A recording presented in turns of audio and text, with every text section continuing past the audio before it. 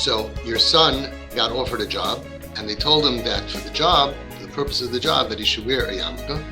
And then he said that he's not taking the job, and he's not going to put on the yarmulke. And what I want to tell you is that you have to look at it to understand that he is a man of principle. Somebody who's like, okay, I don't wear a yarmulke, but I'll wear a yarmulke. Is imagine if somebody would say, I'll give you the job, but take off your yarmulke. Okay, I'll take off my yarmulke. It means for money, I'll change who I am. And these kids who have principle and they don't want to change for money are strong-minded, moral, grounded principles. And when, as Hashem, they do tshuva, it's going to be real. They right now are in a lot of pain. Your son is in a lot of pain, actually. And he had a lot of pain from Hashem and from the system. And he's not going to, whatever it is, I'm not going to be bought for money. Somebody who could be bought for money to dress up is actually lacking in commitment, in MS. So I want to tell you two things that we should understand. And that's why I think you did great. You go over to him and you give him a big hug and you say, I'm so proud of you. You give him a teepee hug. A teepee hug is no padding and no this, you just embrace and just hold him. And you see kids just learn to just melt and wait till they let go first. You don't let go first because some kids need a long time. And then after you let go, you give it on the way out, you give a little squeeze. And you say, I'm so proud to be your father. It's medicine. I'm so proud to be your mother. Why? What'd I do? You are a man of principle. You cannot be bought. You have principles. You're not going to say, oh, for money. Imagine that they told you, I'll pay you if you eat chalav stam, and you don't eat chalav stam. You wouldn't do it. So why do we expect them the opposite? I'll pay you if you eat chalav Yisrael. No, I'm not holding by it. That's a serious person. They're not wishy-washy. Who was someone who was wishy-washy? So there's a beautiful, beautiful word. I'll say it fast. Rivka Imenu, she thought she had one kid, and the kid was wishy-washy. She goes ahead, and she passes a shul. He wants to jump out. He passes Avodah Zarah. He wants to jump out. She says, so I heard from Reb Chaim Yisrael Weinfeld Shlita, from B'Shem's father, Reb Avram Weinfeld, a beautiful, beautiful gedank. He says it's very interesting. Avram tells Eliezer, don't get a wife for Yitzchak from over here. Go back to my hometown over there, get a girl. The question is, over there, that's where they threw Avram into a kivshan ha'esh. They were going to kill him. And over here, he's wildly successful. He's making kumzitzes. He has little shishi programs. Guys are coming in with guitars. They're coming in, eating treif, oivda by desire. They leave. They're from. After Birchas Hamazon, he has a whole following. He's opening shuls. Eshel, Achia, Shina, Lina. It's unbelievable. Business is booming. Why not somebody for Yitzchak, for my son, a daughter-in-law from here? Why over there? So he says, because Avram Avinu knew that Klal Yisrael is going to have a lot of nisyonis.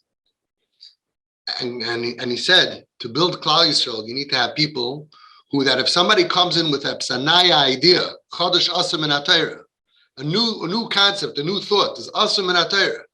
Someone's going to come in with a new idea, they throw them in a kivshan ha'esh. They burn them. They don't want to hear it. They have to be stubborn. So over here, these guys, they come in there by the Zara. I serve them hot pastrami, hot tongue. 10 minutes later, they're like, thank you. I'm like, thank you, thank God. Who's God? God's this. Boom. Putting on tefillin. Chabad moves into the country. That's it. And they're from.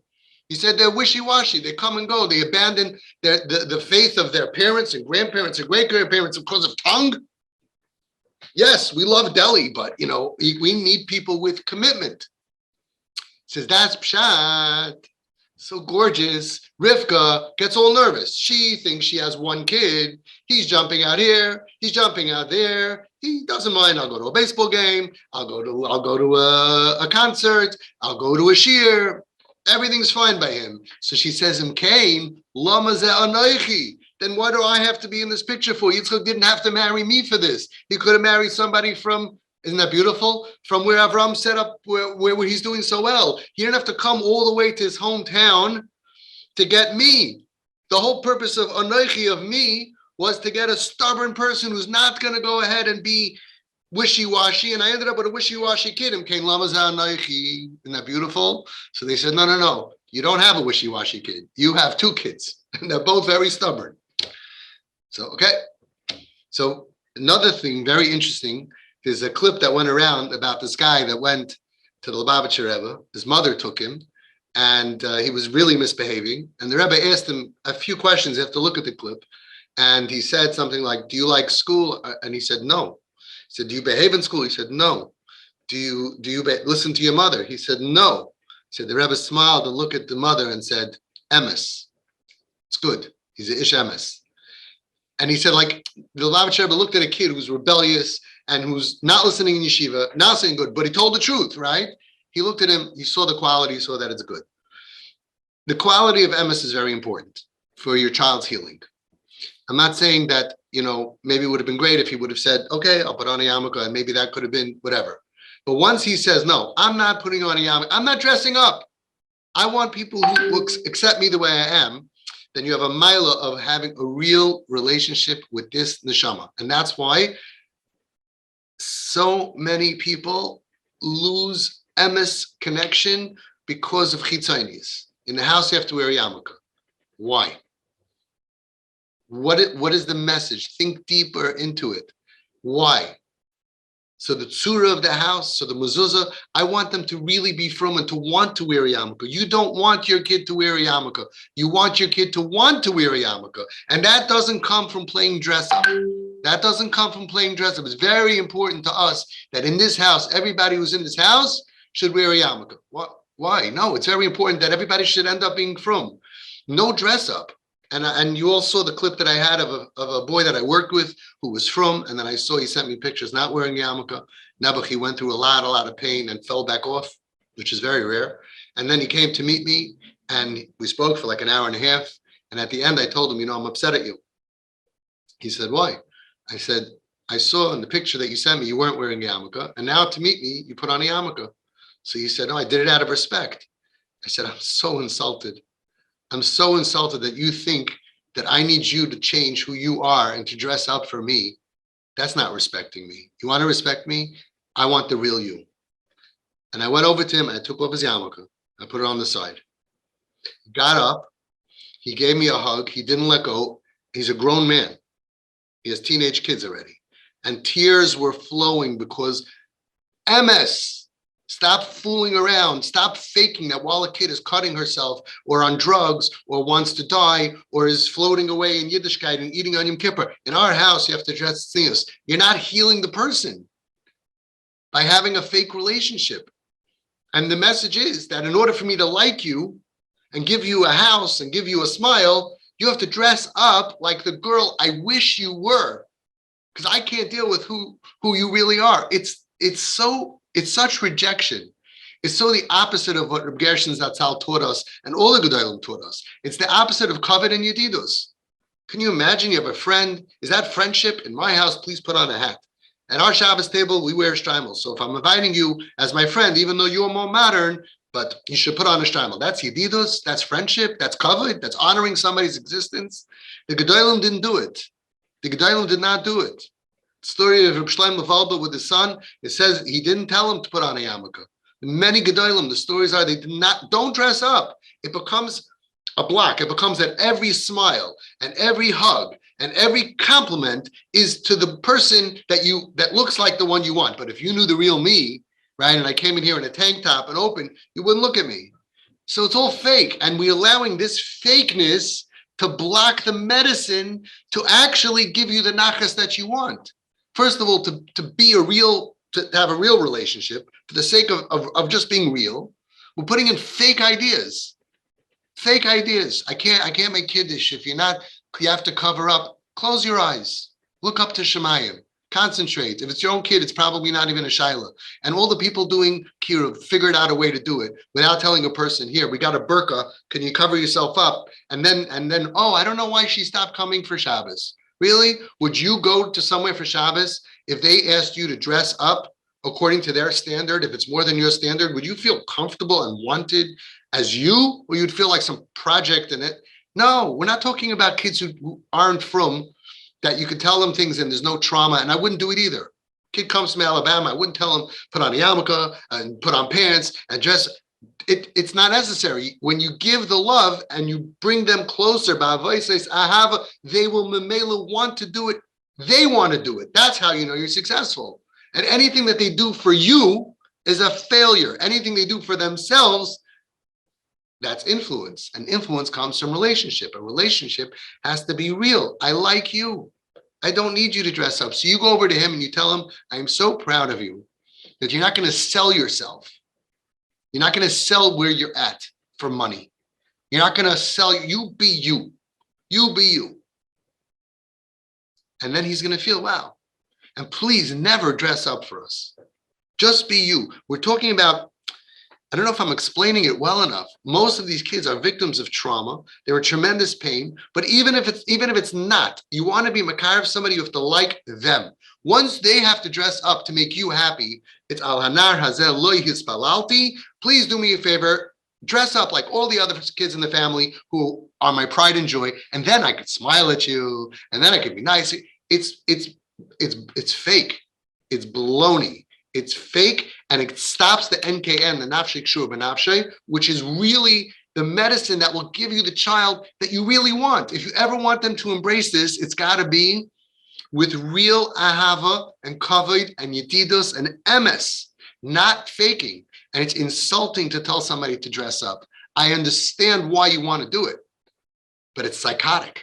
You want to look around the table and make believe for the moment that all your children are the way you brought them up. And if he's wearing a yarmulke and she's wearing a skirt and she's covered up, you can ki'ilu, but you know that they're eating chazer and they're being mechal Shabbos and they're hurting themselves. Like, no, stop it. Don't play games.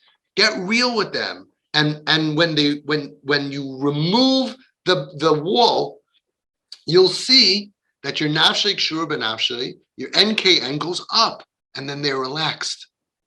I don't have to dress up around you. I'm accepted here. This house is the most warm place in the world. They love and they accept me more than anybody on the street. That's your whole job. You're competing with the street. And here, she has to this, you have to this, you can't this, you can't that. On the street, the shorter the dress, hey, great to see you. That's what we're up against. We have to be moishech them, pull them emotionally towards us. They should be the most comfortable in your home. And that's what Rav Steinman Zatzal said. And that's what all the Gedolim said. That's the Chazon Ish. Try to pull them in with ropes of love. And don't reject them, God forbid. And I am telling you that a kid who has to dress up to be in your home, you are rejecting him. Even if he says nothing and he does it, he will be less melted in your love and in your embrace. Badakumanusa. You want to try to get away with it for who? For what? So in case someone takes a picture at your Shabbos table, you see everybody wearing a yarmulke. You're not helping him. You're not helping Hashem. It doesn't work. You want them to do it at the end because they start feeling comfortable. And you say, listen, please don't do it for me. No. And that's what I see happens. The things that we don't fight about, you save the violence, you save the cutting and the tattoos and the piercings and the chil Shabbos, and they become firmer. Everything works better. They'll go on vacation with you quicker. They'll hug you more. They'll feel more relaxed. They'll stay at home more. They'll start sharing more. But you will also get the tznius that you're looking for faster. You don't want someone who dresses tznius at home and goes outside and dresses nebuch, horrible. You want someone to really want to dress to cover their body and to have your values. You can't instill your values into someone if your relationship is based on dress up. So you have an opportunity now, even though I wish he would have taken the job, it would have been good for him. And maybe if he didn't have such good, sticking up for himself, and he would have put on this stupid yarmulke, come on, and it would have been good for him. And then they would tell him, oh, maybe he went out and joined us for mincha. Okay, they do all these things, doesn't help, doesn't hurt. I don't mind. As long as the parents and the family it's unconditional. Beli gvul, without tanoim, beli tanai. Without conditions, without anything. That's what Gershon Zatzal, the Chazon Ish Zatzal, the Baal Shem Tov, all the tzaddikim, I've all said that that is the relationship, because then they want to spend time with us. And then they put their kepi down on us eventually and tell us where their boo-boo is. And then they feel like I have a mommy and I have a tati. And that's why in TP, we have no homeless kids. That's why we have no violence after this works. Before coming to me, sure. That's why our kids are living at home. 97% or 98% living at home. And the ones that are not are welcome home. And sometimes there's a reason, or they're temporary, and a lot of them move back home. That's why we don't have Blian Hara kids roaming around on the street, and we don't have alcoholics roaming the street eating garbage, and we don't have Shomim and Atzala being called on a steady basis, because this is the medicine, real MS relationship, and compliment him that he has morals. Unfortunately now, he's anti, but at least he's emes. He's sticking stark with what he believes in. And one day, Be'ezus Hashem, when he feels better, like Reb Gershon told me, he said, I said, when are they going to come back? When are they going to not be anusim? He said, when they're happy with life. That's why we do the gift bombs and the time bombs. Put as much fun. Stop worrying about spoiling them. You can't spoil someone who wants to die and who's off. It's medicine. Even if it's a side effect, it's worth it. But ki yadua, for us, it's not even a side effect. They just appreciate it. As much as you can, make them happy and fun and fun and fun. Yismach Lev, automatically Mevakshe Hashem. As part of the whole system that we have with the time bombs and the gift bombs and the take out the knife letters and working on the siblings and getting the family involved, everything. It takes a village to save a family. And that's what you're doing. So as far as your response to him, you compliment him. I'm happy that you have morals that you stick by. And Be'ezus Hashem, because he's always going to be emes. And that's a good thing. And it'll work out for us in the future. 100%. He's going to be your strongest, most committed kid out of all your kids, because he's going to fight for what's right when he can, Be'ezus Hashem B'Karev, and he's going to believe in it, and he's going to do what he believes, and all his avodas Hashem is going to be from emes. When he does something, it's going to be much, much more. I had a kid in Home Sweet Home, and he started putting on tefillin 15 years ago, right? Started putting on tefillin. He put it on. He said, I feel so close to Hashem. It was such an emes in his avodah. He wasn't doing anything else yet, but he started putting on tefillin. He felt something that I don't think I ever felt. And then he said, I feel like I'm being wrapped by Hashem with tefillin. I feel close to Hashem. And he started with Shabbos. Everything was real and real and real. It was done with an emes. And eventually they give us more nachas sometimes than our other kids that weren't tested. Not that we want kids to be like this, but it's real. Maybe they're not going to look the same. Maybe they'll have brown shoes, but in Gan Eden, they're going to be in the emes department. They're going to be in the Mamakim Shabal Tshuva Oimid and Tzadik Yochel level, which is amazing. And you'll have a lot of Yiddish Nachas from them. Be'ezus Hashem, by all of you. I hope I made it clear.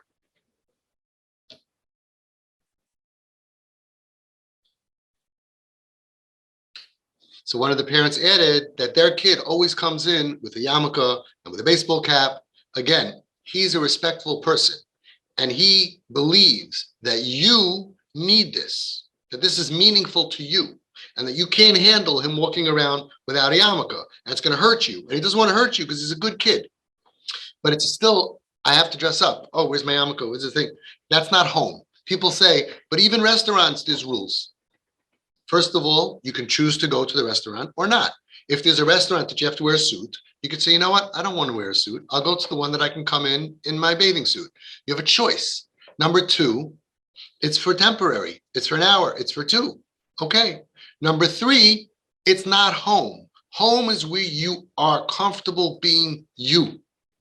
So you go over to your kid who's wearing the stuff and you tell him, I like to do it this way. I mean, you can't all copy exactly the same, but it was my kid and you have a good relationship. I would look at him, I would like look at him and be like, you know, you are so sweet. You're such a good son. What? Yeah. Can I get a hug? And if you could put your hands on his shoulders or on his face, if you can look in his eyes, I hope you can if you have a good relationship. If not, you could do it without that. You tell him, you think that somehow we feel more comfortable with you wearing a cap or a yarmulke in our home, and you being such a respectful person, you dress up for us. If you had your own apartment, you wouldn't do it. When you go outside, you don't do it. And you're so respectful, even though we never spoke about it, you feel that's important to us. I want to tell you something, my dear son. I love the real you.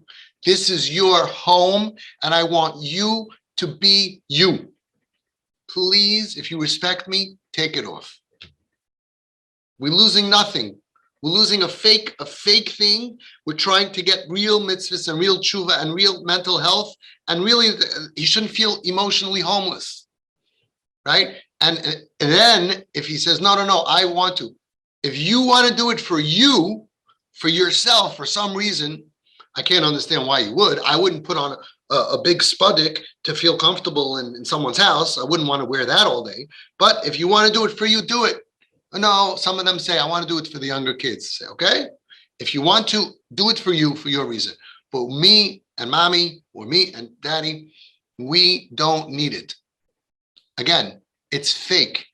We can't let him think that this is important to us, especially Chil Shabbos, eating treif, marrying a Jew. We have so much more spiritual pain and hope and wanting to accomplish than to have this fake thing in the way.